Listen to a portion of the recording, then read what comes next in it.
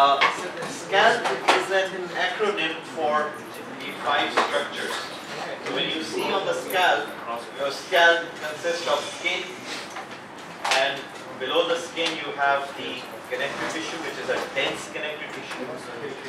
And then you have this epineurosis, which is the epineurosis of the muscle, which is called the occipitofrontalis.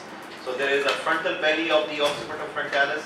There is the occipital belly of the occipitofrontalis, and in the center there is epineurosis. So you have the first 3 layers are joined together. Once you have a cut, you are going to cut all 3 layers: skin, dense connective tissue, and epineurosis. And between this, the dense connective tissue, you have the blood vessels of the scalp. So when you have any cut in the scalp, you would find that it bleeds profusely. The reason why is because most of the blood vessels are lying in this dense connective tissue layer. So when you cut the scalp, these vessels will not be able to retract because there is a dense connective tissue which will keep them open. So they will keep profusely bleed. So if the scalp is cut, usually it is going to profusely bleed because the blood vessels are lying in the dense connective tissue and they would not be able to retract. The third layer is called the loose connective tissue, and the fifth and final layer is the periosteum. So these are the 5 layers. The first 3 layers are together, and the next 2 layers are also together. So why you have the loose connective tissue? Because you need the muscle to move between the bone and the muscle. There is a loose connective tissue so that it can move or slide forward or backwards. So these are the layers of the scalp. The skin is outside, where you have the hair follicles, then you have the dense connective tissue, then you have the epineurosis, which is called glia epineurotica, then you have the loose connective tissue, and then you have the periosteum. So if you see it here, your dark orange structure is the skin, and then you have this dense connective tissue where you can see these blood vessels. So usually when you have laceration of the scalp, these blood vessels are going to rupture, and as a result there could be profuse bleeding.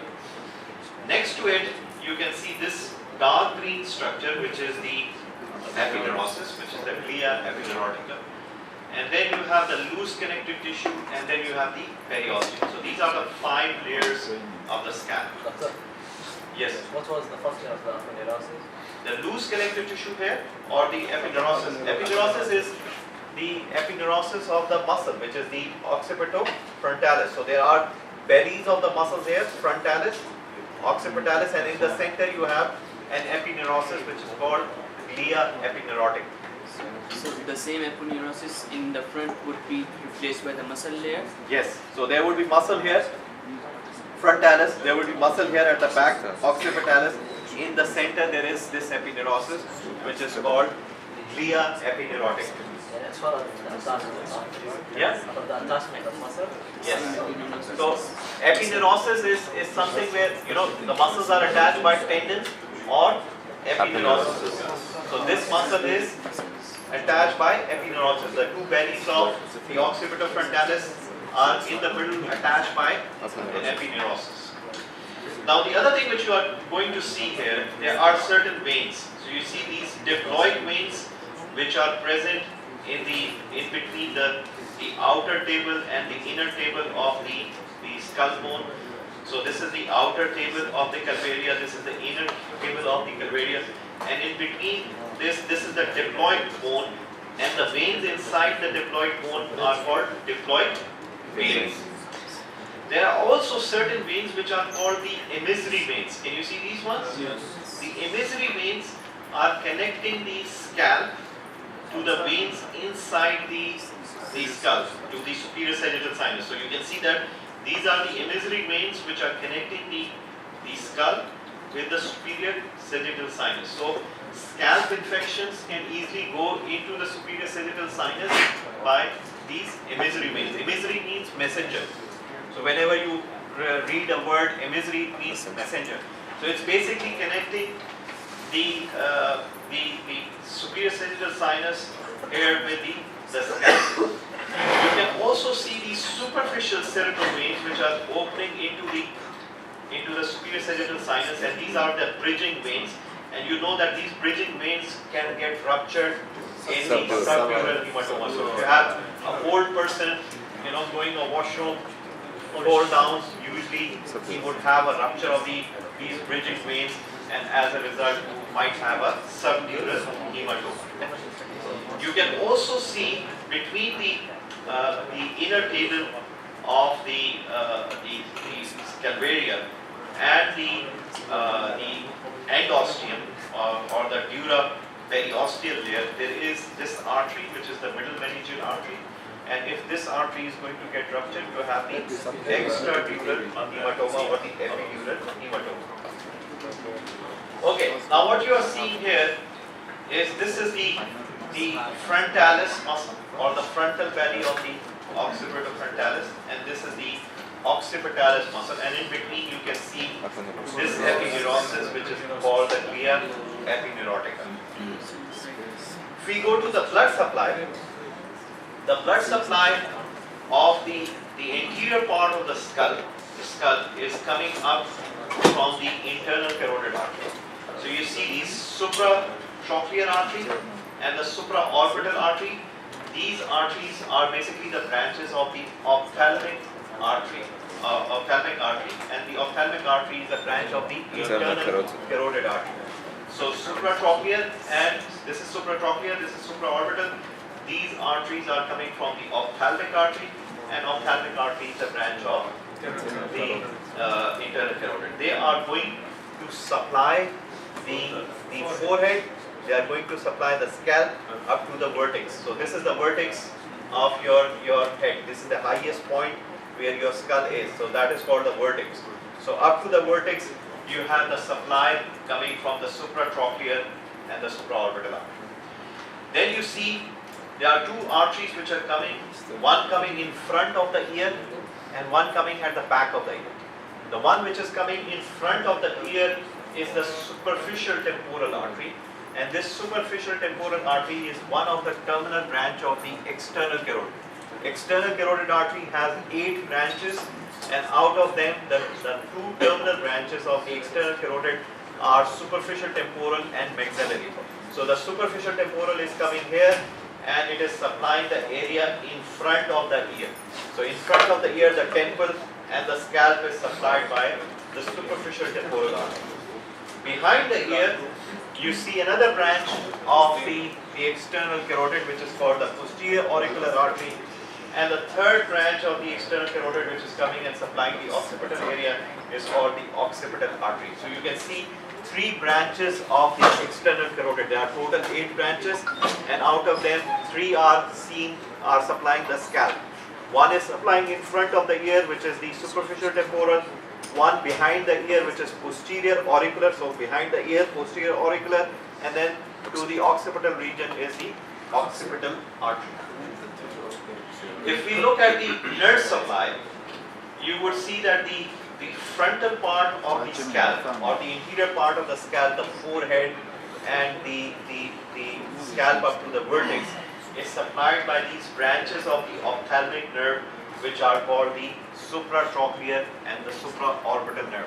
So if you have frontal sinusitis, these are the nerves, the supratrochlear and the supraorbital branches of the ophthalmic division of trigeminal. They are coming from the frontal branch of the ophthalmic division of trigeminal. We will talk about it later, where is the frontal branch, but this is the branches of the ophthalmic division of trigeminal, which are going to supply the forehead and also the scalp up to the vertex. Next 2 branches which you are seeing, and these are going to supply the scalp laterally in front of the ear, and they are the zygomaticotemporal and the auriculotemporal. Zygomaticotemporal is a branch of maxillary division of trigeminal, and auriculotemporal is a branch of mandibular division of trigeminal. So all 3 divisions of trigeminal are supplying the scalp. The frontal part is supplied by supraorbital and supratrochlear. Then the area in front of the cheekbone going up to the lateral aspect of the temple is the zygomaticotemporal. Just in front of the ear is the auriculotemporal branch, which is the branch of the mandibular division of trigeminal. Behind the ear, you have the branches from the cervical plexus, and you also have branches near the occipital, the posterior rami from the cervical spinal nerves. So if you see here, this is the lesser occipital nerve, which is a branch of the cervical plexus supplying the area behind the ear, and then just behind the occipital is basically the greater occipital nerve, which is the dorsal primary ramus spinal, the cervical spinal nerves. So these are the arterial supply and the nerve supply of the scalp. Now we are going, venous drainage is the same veins. We will see later on where they are going to drain, but at the moment you can remember the same arteries would have the similar name of veins. Okay, next we are coming to the muscles of facial expression. So if you remove the skin over the face, what you are going to see are these muscles. The most important among them are these muscles which we have labeled. You have the frontalis, which is important when you are making this expression. So if you have horizontal lines over your forehead like this is done by frontalis. This is the action of frontalis. Then you are seeing the orbicularis oculi, which has two parts. One is the orbital part, which you see here, and the other is the palpebral part, which is in the lid. So you have an orbital part of the orbicularis oculi, and you have a palpebral part of the orbicularis oculi. So one part is in the lid, the other part is all around. So if you are normally closing your eye, it is the function of the palpebral part of the orbicularis oculi.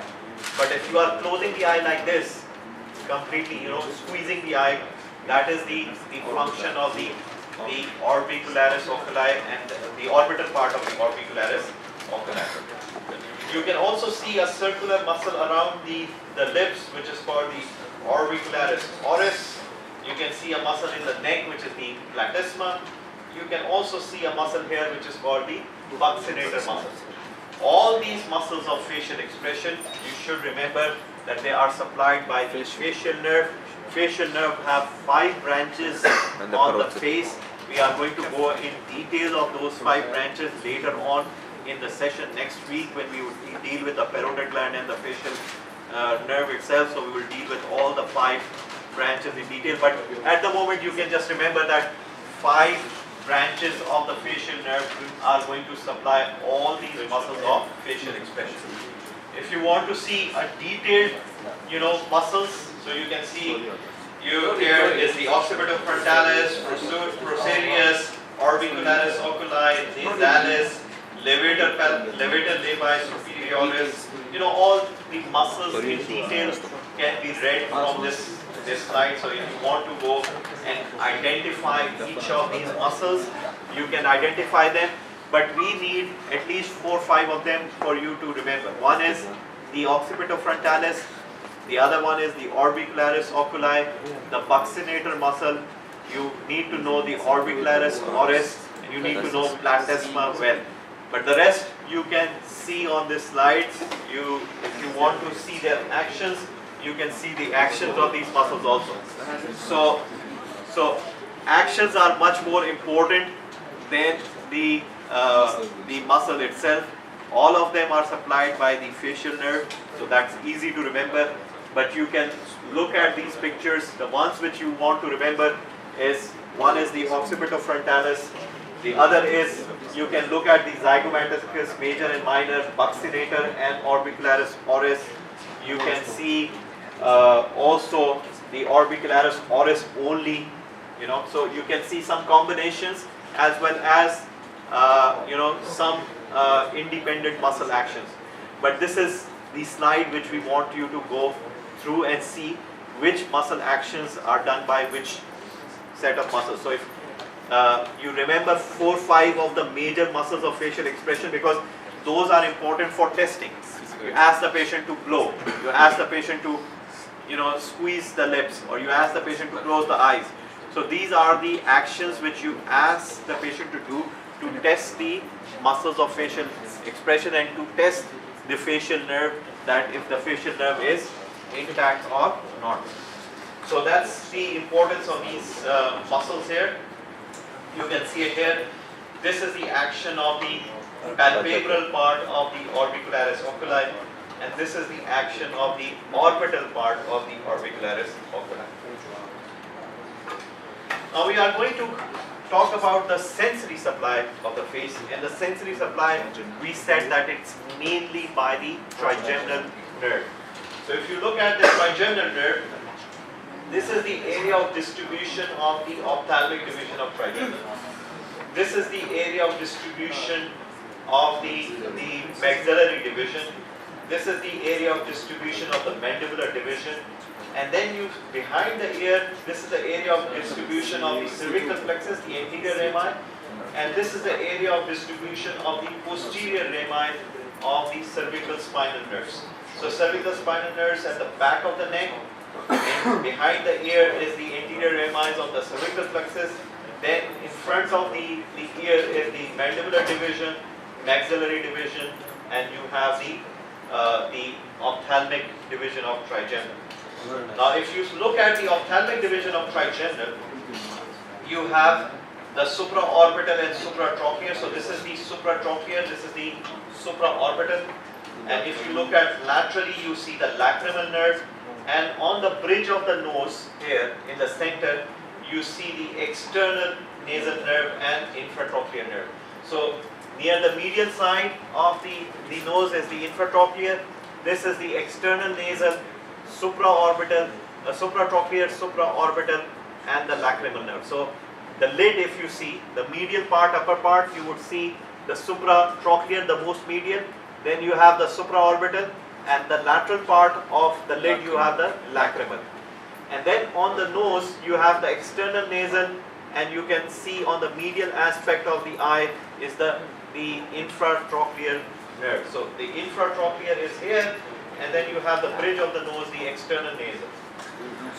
Then if we look at the maxillary division, the maxillary division has one big nerve here which supplies the side of the nose and this cheek area and the upper lip, which is called the infraorbital nerve.